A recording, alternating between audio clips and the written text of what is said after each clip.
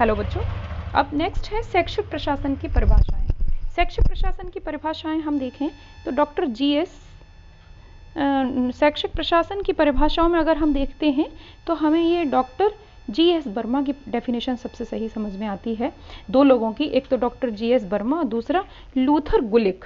ये दो लोगों की डेफिनेशन के बारे में अक्सर पूछा भी जाता है और आप लोग अगर इन दो को ही समझ लेंगे तो पूरा शैक्षिक प्रशासन आपको समझ में आ जाएगा। इसमें इन्होंने क्या है, शैक्षिक प्रशासन अपने विभिन्न प्रशासकीय तत्वों के रूप में एक समन्वित कार्य है, यानी एक टास्क है। इन्होंने क्या कहा है कि टास्क कैसा टास्क है, ये कई सारे एलिमेंट्स को कोऑर्डिनेट करना। ये कौन से एलिमेंट्स, एडमिनिस्ट्रेटिव एलिमेंट्स को कोऑर्डिनेट करना एक टास्क बताया है इन्होंने। एक टास्क फॉर्म में ये वर्क बताया है कि ये जो भी एडमिनिस्ट्रेशन है वो एक टास्क फॉर्म है। तो उस टास्क में क्या क्या चीज़ें हैं देखिए, योजना बनाना यानी टू प्लान, योजना बनाना, शैक्षिक प्रशासन की विस्तृत रूपरेखा निश्चित करना, जो मैंने आपको लास्ट वीडियो में बताया था। टू प्लान मतलब प्लानिंग करना। सबसे पहले क्या किया जाता है, योजना बनाई जाती है, फिर नीति निर्धारित की जाती है। टू एग्जीक्यूट करना यानी नीतियों को क्रियान्वित करना। जो नीतियाँ निर्धारित की जाएंगी उनको फिर एग्जीक्यूट किया जाएगा, उनको क्रियान्वित किया जाएगा। फिर है समन्वय करना। समन्वय करना मतलब कोऑर्डिनेशन बिठाना, कोऑर्डिनेट करना, सारी चीज़ों में कोऑर्डिनेट कर, विभिन्न क्रियाएं जो होंगी उनको समन्वित करना, यानी सारी क्रियाओं में कोऑर्डिनेशन बिठाना। फिर कार्य रूप देना, जितनी भी क्रियाएं आपने की हैं, जितने वर्क हैं, उस सारे वर्क को मतलब एक वर्क को प्रोसेस में लाना, विभिन्न क्रियाओं को क्रियान्वित करना। फिर आपका है अधिक उपलब्धि करना, मतलब जितना भी वर्क आपने किया है मैक्सिमम आउटपुट आना चाहिए उसका, मतलब मैक्सिमम रिजल्ट आना चाहिए। यानी काम तो किए गए हैं, प्लानिंग की गई, एग्जीक्यूट भी किया, कोऑर्डिनेट भी किया, वर्क भी किया, लेकिन कोई भी पूरा वर्क नहीं हुआ, सारे अधूरे अधूरे हुए, तो वो क्या हुआ, वो नहीं माना जाएगा। तो मैक्सिमम आउटपुट लाना और फिर इन सभी को कंट्रोल करना। तो ये 6 एलिमेंट्स इन्होंने बताए हैं। इन्हें एलिमेंट्स का एक कोऑर्डिनेशन जो है वही इन्होंने कहा है कि वही एडमिनिस्ट्रेशन कहलाता है। नेक्स्ट डेफिनेशन है लूथर गुलिक की।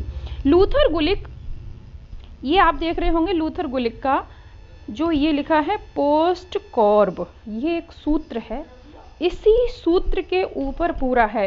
ये आपका नेट में भी पूछा जाता है, आगे भी आपके ये काम आएगा, इसलिए आप इसको पोस्ट कॉर्ब को अच्छे से पढ़ लीजिएगा। इसको मैं आपको समझाती हूँ। पोस्ट कॉर्ब को हम नेक्स्ट वीडियो में देख लेते हैं। हाँ, ये रही नेक्स्ट क्लिप जो है वो ये है, इसमें हम देख लेते हैं। पी से मतलब क्या है, प्लानिंग, योजना बनाना, मतलब पोस्ट कॉर्ब की फुल फॉर्म है यहाँ पे।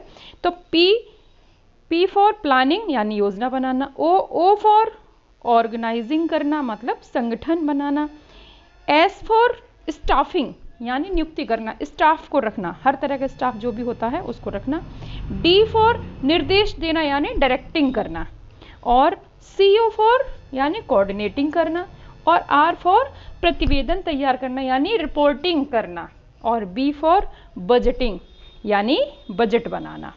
तो ये सारी चीज़ों को इन्होंने पोस्ट कॉर्ब एक स्ट्रक्चर बताया है कि पोस्ट कॉर्ब जो है वो क्या है, ये स्ट्रक्चर है, और इसी स्ट्रक्चर को ही उन्होंने शैक्षिक प्रशासन कहा है, जिसमें प्लानिंग की जाती है, ऑर्गेनाइजिंग की जाती है, स्टाफिंग की जाती है, डायरेक्टिंग की जाती है, कोऑर्डिनेटिंग की जाता है, रिपोर्टिंग की जाती है और बजट बनाया जाता है। तो ये हो गया आपका। इसके बाद है शैक्षिक प्रशासन की आवश्यकता। शैक्षिक प्रशासन की आवश्यकता क्यों पड़ती है, सिंपल सी बात है। वैसे तो इस बुक में बहुत सारा दिया है, आप लोग पढ़ लेना, लेकिन इन शॉर्ट अगर हम समझ लें तो शैक्षिक प्रशासन की आवश्यकता क्यों है, क्योंकि शैक्षिक प्रशासन किसी संस्था या शैक्षिक संस्था के लिए शैक्षिक प्रशासन अत्यंत आवश्यक है। अगर प्रशासन ही होगा तो कोई भी काम सिस्टमेटिक होगा ही नहीं, किसी भी शैक्षिक संस्था की प्रोग्रेस होगी ही नहीं। वो तो यही है कि काम चल रहा है, अब वो लास्ट तक पहुंचा या नहीं पहुंचा कोई ज़रूरत नहीं है किसी को देखने की। तो इसलिए अगर वहाँ पे कोई एडमिनिस्ट्रेटिव वर्क हो रहा होगा, कोई उसके ऊपर सुपरविज़न कर रहा होगा, तभी तो वो काम आगे बढ़ेगा, वरना सब अपने अपने मन के काम करने लग जाएंगे।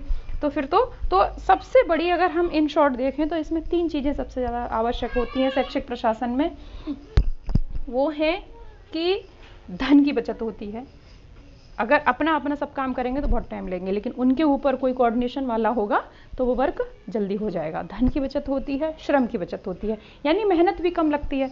जब किसी के अंडरटेकिंग में हम काम करते हैं तो काम जल्दी हो जाता है और बहुत सारे लोगों के सहयोग से जल्दी हो जाता है। धन की बचत, श्रम की बचत और समय की बचत, समय की भी बचत होती है। तो इसलिए मैंने ये अपने अकॉर्डिंग आपको बता दिया है, इसमें तो बहुत सारा लिखा हुआ है, आप उसको देख लेना। नेक्स्ट है शैक्षिक प्रबंधन एवं आयोजन। चलो इसको हम बाद में करते हैं, अभी तक तो फिलहाल हम बस इतना ही समझ लेते हैं।